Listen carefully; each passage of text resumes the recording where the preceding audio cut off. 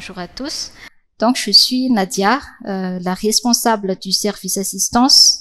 Comme nous le savons tous, on gère ici nos salariés.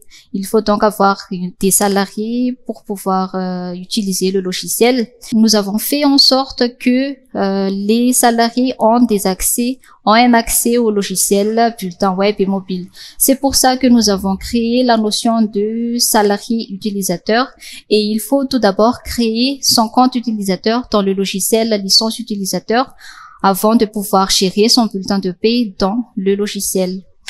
Donc, pour créer, juste un petit rappel, pour créer le compte utilisateur du salarié, il faut aller dans le logiciel licence utilisateur. Ensuite, vous ajoutez, et il faut que le compte soit actif en termes de licence, sinon il est impossible de le gérer. On ne peut pas saisir un bulletin par rapport à ce salarié s'il n'a pas une licence active. Vous verrez ici la liste des salariés qui sont bloqués par rapport à l'accès au logiciel, et ici ceux qui sont inactifs en termes de licence. Pour créer le compte utilisateur du salarié, il suffit de cliquer sur le bouton Ajouter utilisateur et renseigner les informations. Il est toujours conseillé de renseigner les prénoms d'usage, l'adresse mail c'est obligatoire, et aussi de mettre une petite photo de la personne pour plus de suivi, pour plus de connaissances concernant le salarié. Ensuite, vous pouvez enregistrer et revenir dans le logiciel P pour faire l'ajout du compte salarié. Puisque vous avez déjà créé le salarié, son compte utilisateur dans le logiciel licence utilisateur, pour l'ajout dans le logiciel P, vous n'avez qu'à choisir son nom. Son nom, il sera affiché parmi la liste de vos utilisateurs. Renseignez le préfixe, le numéro matricule et le sexe de la personne, puis enregistrer.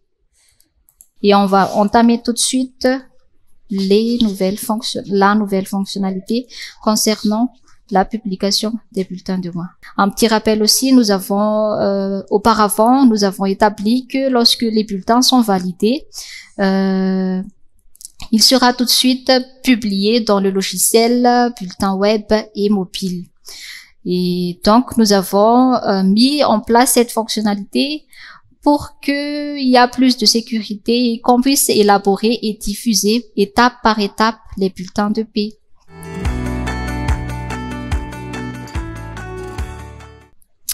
On va entrer dans le menu bulletin.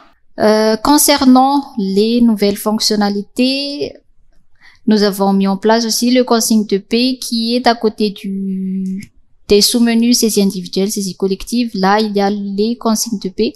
Vous pouvez l'utiliser, mais on va entrer dans la saisie individuelle. Vous constaterez qu'il y a des nouvelles colonnes qu'on a mis en place. Dans le tableau récapitulatif, il y a une colonne pour les bulletins préparés, les bulletins restants à valider, les bulletins validés, les bulletins payés, les bulletins diffusés aux salariés, et il y a toujours de la colonne concernant la masse salariale. On va entrer dans la saisie individuelle. Vous savez tous, les bulletins qui ne sont pas validés sont de l'autre côté, et ceux qui sont validés se font passer de l'autre côté. On va prendre un exemple sur un salarié. Là, tout de suite, vous voyez les nouveaux boutons préparation, validation, préparation, diffusion et diffusion. Nous avons mis en place ces boutons pour plus de sécurité par rapport à la validation et par rapport à la diffusion, aux publications des bulletins aux salariés.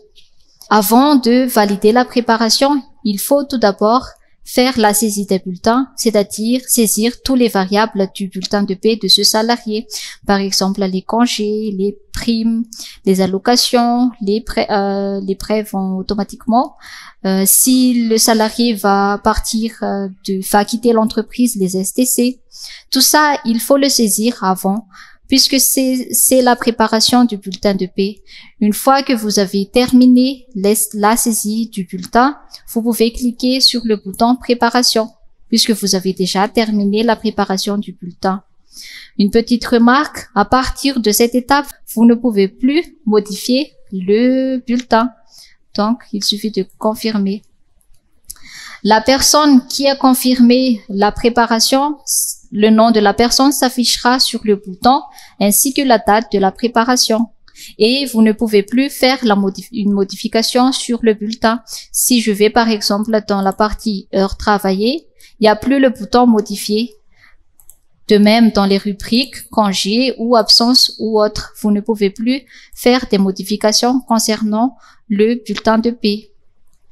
Donc, dans cette phase, vous devez vérifier si toutes les informations dans le bulletin de paie de ce salarié est correcte. Et après cette vérification, vous pouvez valider le bulletin de paie. Si vous avez terminé, il n'y a plus de choses à modifier sur le bulletin, vous pouvez confirmer la validation. Il suffit de cliquer sur le bouton validation et confirmer. Bien sûr, votre annonce affichera sur le bouton ainsi que la date de la validation. En réponse à la question, oui, vous pouvez annuler cette action si jamais il y a des modifications à effectuer sur le bulletin. Donc, il suffit de recliquer d'abord sur la validation puisque vous avez déjà validé et après sur la préparation. Ainsi, vous pouvez refaire la modification. Vous pouvez modifier encore le bulletin de paie. Donc, tout à l'heure, on a validé la préparation puisque j'ai terminé la saisie et j'ai constaté aussi qu'il n'y a plus de modifications à faire, donc je valide. Une autre remarque, vous constaterez aussi que le bouton exporter bulletin a changé. À partir de la préparation, le bouton exporter bulletin est disponible, seulement c'est encore un bulletin provisoire et nous l'avons nommé projet bulletin. Il est nommé projet bulletin. Si vous l'exportez, il va y avoir un filigrane sur le bulletin qui dit projet bulletin. On va l'ouvrir. Là, vous voyez, il y a un filigrane sur le bulletin qui dit projet bulletin. Donc, c'est pas encore le bulletin définitif. Il se peut que ce bulletin soit modifié. Comme vous l'avez vu, on peut annuler la validation et on peut annuler la préparation. Une fois le bulletin de paie validé, vous pouvez commencer la diffusion du bulletin. Donc là, vous avez le choix si vous voulez diffuser le bulletin de paie aux salariés ou non. Une remarque concernant cette diffusion, si vous ne diffusez pas le bulletin, vous aurez toujours le bulletin provisoire, c'est-à-dire le projet bulletin. Mais si vous diffusez le bulletin, vous aurez un bulletin définitif. Vous voyez ici, il y a une information qui dit que le bulletin sera automatiquement diffusé le lendemain de ce jour à 1h du matin. Concernant cela, nous avons mis en place cet bouton préparation-diffusion puisqu'il est possible que lorsque vous avez diffusé le bulletin, vous avez constaté qu'il y a encore des modifications à effectuer. Donc, nous avons laissé une marge, un décalage entre la diffusion et le vrai publication du bulletin aux salariés pour que vous puissiez encore annuler l'action. Donc là, si je diffuse le bulletin de paie, il n'est pas encore totalement publié aux salariés. Il sera publié aux salariés seulement à 1h du matin pour demain. Lorsque vous avez terminé la préparation-diffusion, comme j'ai dit tout à l'heure, il sera publié aux salariés demain à 1h du matin. À partir de maintenant jusqu'à avant 7h, avant 1h du matin, vous pouvez encore annuler la publication des bulletins. Donc, si je veux annuler, il suffit de recliquer sur le bouton préparation diffusion et d'arrêter la diffusion du bulletin. Si vous n'avez pas annulé la diffusion du bulletin, lorsque le lendemain arrivera, le bulletin est automatiquement publié auprès des salariés et vous ne pouvez plus annuler les actions dans le bulletin et vous ne pouvez plus modifier le bulletin de paie. Le bulletin sera publié dans le logiciel bulletin web et mobile. Donc, je vais diffuser le bulletin. Vous constatez aussi que le bouton projet bulletin n'a pas toujours changé parce que le bulletin définitif ne sera disponible que après la diffusion définitive, la publication du bulletin de paie dans les logiciels bulletin web et mobile. Lorsque le bulletin est publié, le bouton diffusion sera automatiquement rempli. Après 1 heure du matin, ce ne sera plus possible de faire des modifications. Ce ne sera plus possible, c'est définitif. Il faut faire les modifications avant l'heure indiquée, 1 heure du matin. Je vais passer à la saisie collective. Les tables sont les mêmes, mais il y a quelques codes couleurs qui différencient par rapport aux saisies individuelles. Ici, vous avez la préparation, validation. Concernant la saisie collective, vous pouvez préparer et valider tous en même temps les bulletins de paie. Par contre, s'il y a des bulletins à préparer individuellement, vous pouvez utiliser les boutons dans les colonnes correspondantes. Là, vous avez préparation bulletin, validation bulletin. Vous voyez ici dans mon écran, j'ai les boutons en orange puisqu'il y a certains bulletins qui sont déjà préparés, il y a certains bulletins qui sont déjà validés. Vous verrez ici l'effectif 2 entre 10. Donc, j'ai 10 bulletins et j'ai aussi 2 bulletins qui sont déjà préparés. De même pour la validation et de même pour la préparation de diffusion. Il y a 2 bulletins et pour la diffusion, il n'y a qu'une seule bulletin qui est déjà diffusé.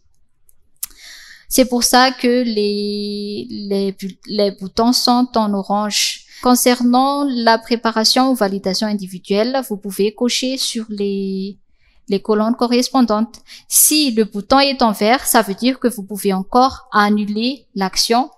Si le bouton est en rouge, ça veut dire que vous ne pouvez plus annuler l'action. La démarche est comme la saisie individuelle. Il n'est plus possible d'annuler si vous avez dépassé l'heure d'1 heure du matin. Vous avez encore une marge. Si vous préparez la diffusion maintenant, vous pouvez encore annuler la diffusion ce soir, mais pas après 1 heure du matin. Là, j'ai déjà ce bulletin qui est déjà diffusé. Je peux exporter le bulletin. Nous avons aussi ajouté la colonne paiement pour indiquer que le bulletin est déjà payé ou non. S'il est payé, vous ne pouvez plus dévalider le bulletin. Ça, c'est toujours le fonctionnement du logiciel.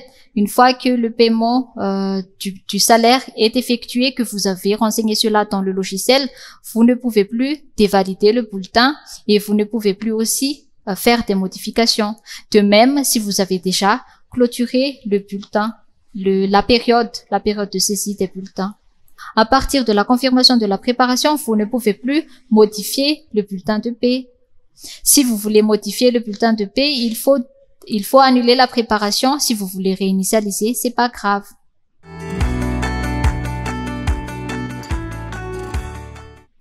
Par rapport au bulletin, au logiciel bulletin, les salariés vont avoir accès à leurs informations personnelles et aussi au bulletin. Ils peuvent télécharger directement le bulletin. Ça vous évite à envoyer par mail les bulletins ou à les partager en version papier, mais ça dépend du fonctionnement de l'entreprise, mais donc c'est pas obligatoire.